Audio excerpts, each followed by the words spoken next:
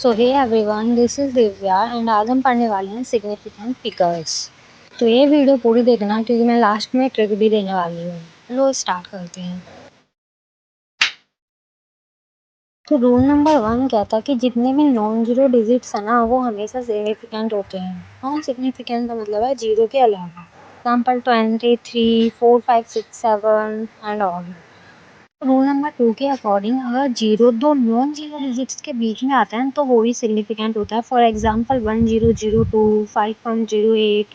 Rule number 3 कहता है कि जो स्टार्टिंग के जीरोज होते हैं ना, जिनको हम लीडिंग जीरोज भी बोलते हैं, उनको कंसिडर नहीं किया जाता है। फॉर एग्जांपल 0.0052, तो इसमें से दो सिग्निफिकेंट फिगर्स हैं।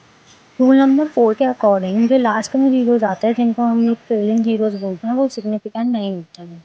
फॉर एग्जांपल 100 to 100, इनमें सिर्फ एक ही सिग्निफिकेंट फिगर है।